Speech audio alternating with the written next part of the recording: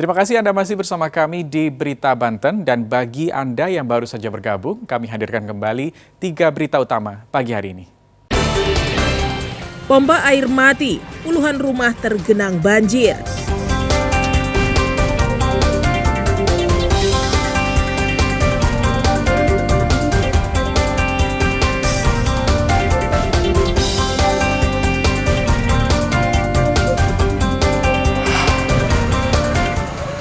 Hujan deras, tembok pembatas kantor kelurahan roboh.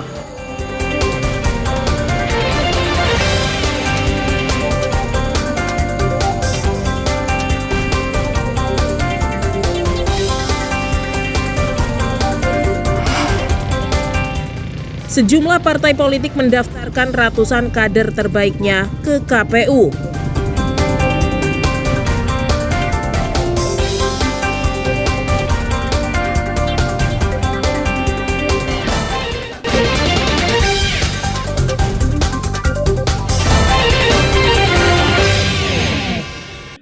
Pelaku kejahatan mengambil barang berharga milik pekerja proyek yang sedang bekerja.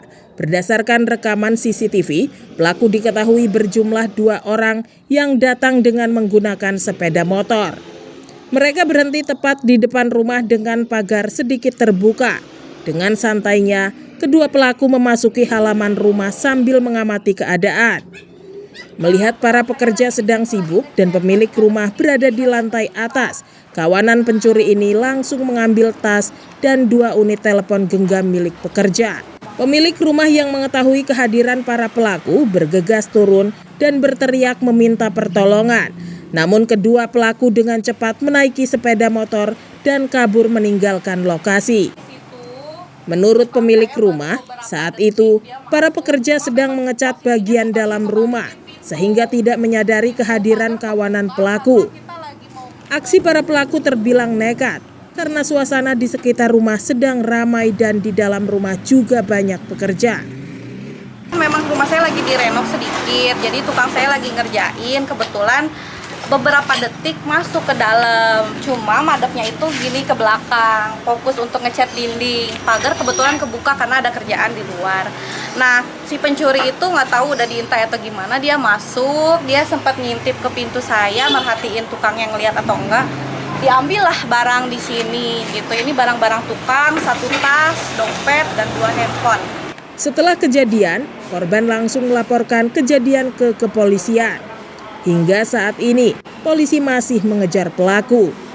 Dari hasil olah TKP, barang-barang yang hilang adalah 2 unit handphone, 1 tas lempang yang berisikan surat-surat berharga seperti KTP, STNK, beserta uang.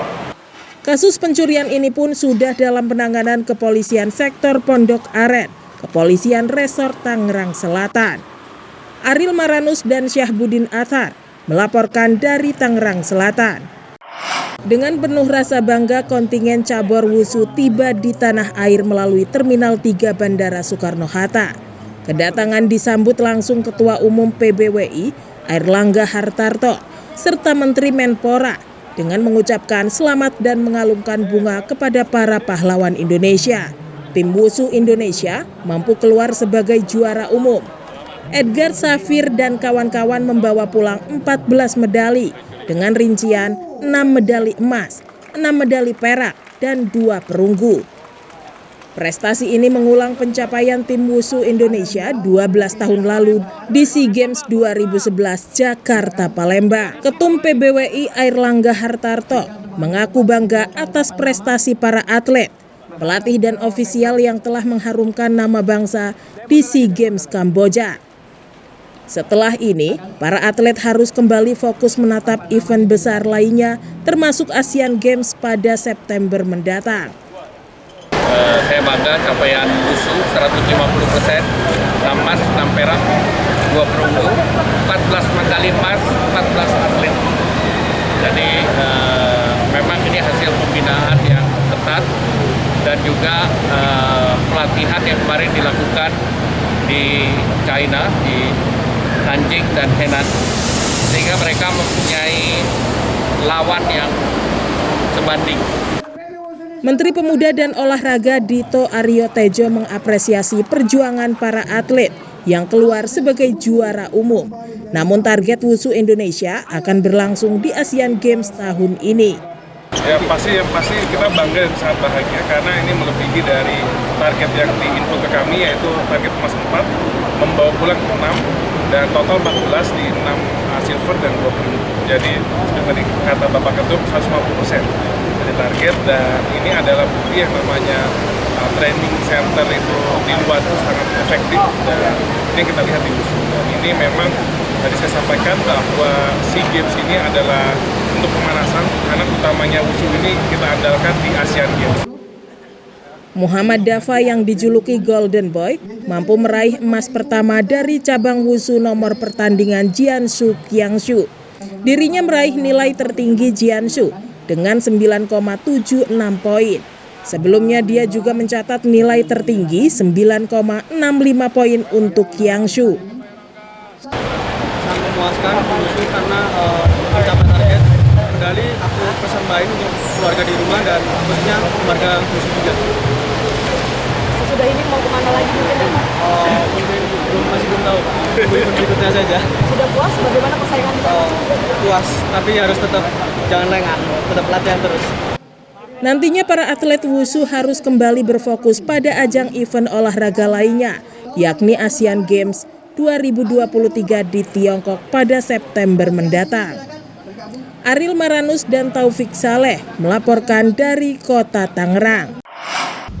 Beginilah ratusan simpatisan Partai Persatuan Pembangunan Provinsi Banten yang mengawal Ketua DPW P3 Banten Subadri Ushuludin mendatangi Komisi Pemilihan Umum Provinsi Banten Sabtu sore. Kedatangan P3 Banten disambut oleh panitia pendaftaran dan diminta untuk mendaftarkan di helpdesk KPU. Usai itu, P3 langsung menyerahkan berkas Bacalek P3 di Banten. Ketua DPW P3 Banten Subadri Ushuludin mendaftarkan 100 bakal calon anggota DPRD Provinsi Banten dan berkas sudah diserahkan semuanya. Dengan sejuta harapan, mudah-mudahan dengan berangkat kita pertama, daftar kita pertama, setidaknya ini merupakan satu bentuk bukti bahwa Partai P3 untuk menyongsong perhelatan pemilu ini ya benar-benar siap. Dengan dibuktikan kita daftar pertama. Dan dari sisi lain tentu di samping kita juga menentukan sikap kita bahwa kita sudah siap. Yang kedua, dengan harapan karena pertama mudah-mudahan jadi pemenang pertama juga ke depan. Amin. Ratusan kader Partai Golkar Kota Tangerang milenial hingga lanjut usia memeriahkan pendaftaran bakal calon legislator di kantor KPU setempat. Partai Golkar Kota Tangerang menargetkan menjadi pemenang di tingkat daerah maupun nasional di pemilu 2024 mendatang. Dengan berjalan kaki sejauh 1 km, ratusan simpatisan beserta bakal calon legislator Kota Tangerang. Sebanyak 10 partai politik peserta pemilu di Kota Serang telah mendaftarkan para calegnya. Salah satunya Partai Gerindra. Partai pemenang pemilu pada 2019 lalu menargetkan akan kembali menjadi juara dan menargetkan sebanyak 9 kursi. Selain itu, Gerindra juga membidik kursi wali kota Serang pada pemilu 2024 mendatang. PDI Perjuangan misalnya, partai yang diklaim didominasi oleh bacalek milenial itu menargetkan sebanyak 7 kursi pada Pileg 2024 mendatang. PDI Perjuangan Serang menyerahkan bakal calon anggota DPR Kota Serang itu sebanyak 45, terdiri dari 29 laki-laki dan 16 perempuan. Ya, sesuai dengan aturan perundang-undangan 30% sudah terpenuhi dan masih terlampaui malah. Klasifikasi umur berapa Pak? Kurang lebih hampir 60% atau 50%-nya itu milenial. Sedangkan PDIP Kota Tangerang datang dengan menghadirkan reog Ponorogo, barongsai, dan palang pintu. Iring-iringan tiba di kantor KPU Kota Tangerang untuk mendaftarkan sebanyak 50 bacalek yang akan ikut berkontestasi pada pemilu mendatang. Usai menyerahkan sejumlah berkas, Ketua PDIP Kota Tangerang memastikan seluruh bacalek yang didaftarkan telah terverifikasi. Dengan diiringi alunan musik dan sholawat, sebanyak 50 bacalek dari DPC Partai PKB Pandeglang mencalonkan diri ke KPU Pandeglang untuk maju dalam pemilihan legislatif tahun 2024 mendatang. Puluhan bakal calon legislator partai datang langsung ke kantor Komisi Pemilihan Umum KPU Pandeglang untuk mendaftarkan diri pada pemilihan umum tahun 2024 mendatang. Tim Liputan melaporkan dari berbagai daerah. Ya, informasi tadi mengakhiri berita Banten pagi hari ini. Saya Rusdi Maulana mewakili kerabat kerja yang bertugas mengucapkan terima kasih. Selamat pagi dan sampai jumpa.